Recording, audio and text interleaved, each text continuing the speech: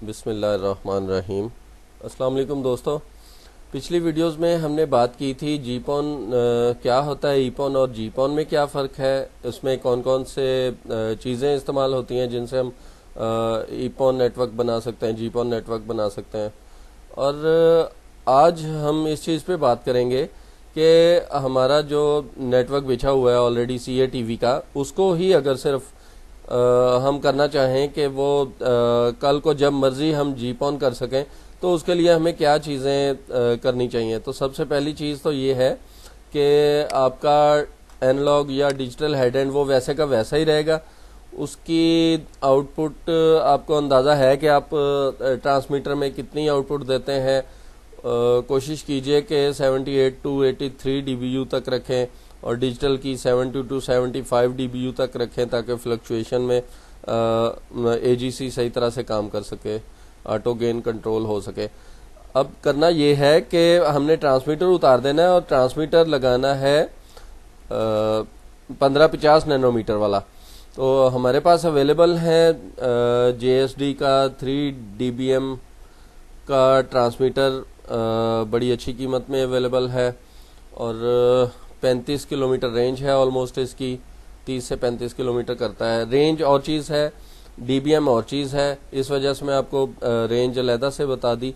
तो इसका करना ये है कि ट्रांसमीटर को इनपुट दी एनालॉग या डिजिटल दोनों हेड एंड की या एक की, तो उसकी जो लेज़र आउटपुट निकलेगी उसको हमने, अगर 3 dBm निकल रही है तो उसको हमने 0 dBm करना है। 0 dBm किस तरह करते हैं? 0 dBm करने के लिए उसमें एटेनुएटर यूज़ कर सकते हैं या फिर आप स्प्लिटर यूज़ कर सकते हैं। जब ये कम कर लें आप, 0 dBm हो जाए, तो उसको हम JSD के ही एम्पलीफायर में EDFA में इनपुट करें। ये पोर्ट आपको नज़र आ रही है, इनपुट पोर्ट है ये। 1550 नैनोमीटर की जो पावर ट्रांसमीटर से आ रही है उसको हमने 0 dBm करने के बाद इनपुट करना है EDFA में। उसके बाद ये होगा कि जो हमारा EDFA है वो आपको 8 पोर्ट में, हर पोर्ट में 22 dBm आउटपुट देगा। 22 dBm को समझने के लिए ये है कि अगर हम एक पोर्ट लेते हैं, उस पे मीटर लगाते हैं, तो उसकी आउटपुट जो है वो मीटर पे 22 dBm शो हो रही होगी।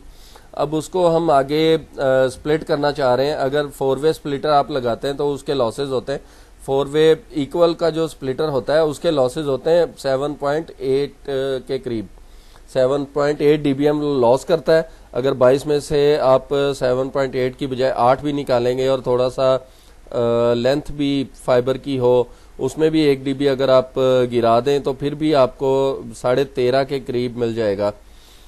13.5 dBm वो पावर है जो एक ट्रांसमीटर देता है। तो कहने का मकसद ये है कि आपकी एक पोर्ट जो है वो 4 ट्रांसमीटरों के बराबर काम करेगी।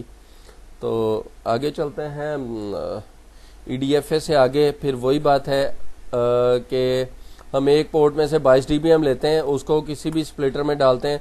उसमें आप मल्टीपल स्प्लिटर भी यूज़ कर सकते हैं, एक भी यूज़ कर सकते हैं।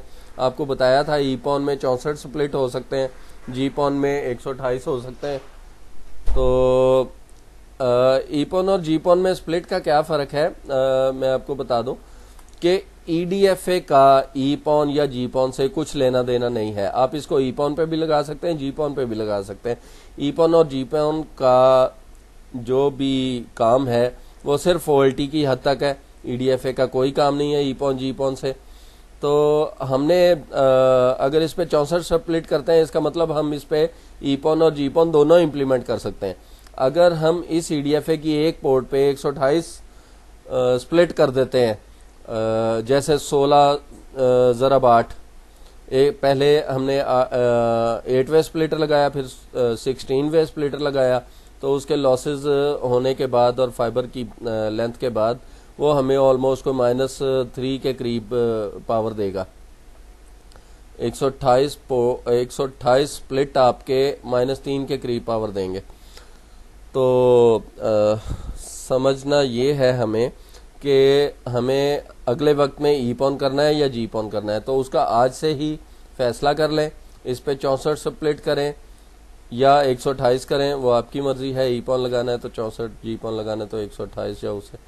तो स्प्लिट कैसे करना है, एक आउटपुट ली, उसमें एक 8-वे स्प्लिटर लगाया, उसके बाद फिर दोबारा 8-वे स्प्लिटर लगाया, और उस 8-वे स्प्लिटर से हमने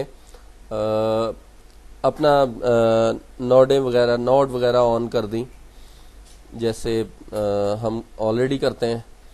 तो ये आपका सादा सा तरीका है जीपॉन की तरफ, पहला कदम है ये आपका। आप हमें कोई प्रॉब्लम आता है तो कॉल कर सकते हैं, पूछ सकते हैं। किसी भी जगह पे आपको समझ नहीं आती, आप नंबर आपकी स्क्रीन पे भी आ रहा है, देख के कॉल करें, ज़रूर पूछें। हर चीज़ हम आपको इंशाल्लाह बताएंगे। सारा सामान स्टॉक में अवेलेबल है, हर OLT, EDFA, transmitter, splitters, WDM और ONUs, मुख्तलिफ किस्म के, वो भी सब कुछ अगली वीडियोस में हम बात करते रहेंगे इंशाल्लाह। तो कल हम इंशाल्लाह इसको कंटिन्यू करेंगे। थोड़ा और बता देता हूँ कि अगर हम सिर्फ और सिर्फ इंटरनेट ही करना चाह रहे हैं, हम केबल नेटवर्क करना ही नहीं चाह रहे, तो उसके लिए भी बहुत ही आसान तरीका है। आप एक OLT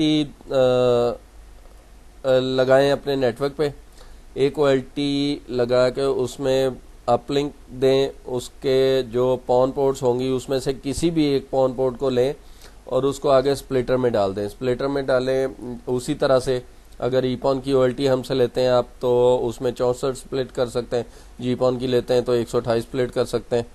तो ये सारी चीज़ें उसके बारे में, OLT की कॉन्फ़िगरेशन, OLT के लिए जो भी हेल्प आपको चाहिए होगी वो सब कुछ इंशाल्लाह आपको प्रोवाइड करेंगे।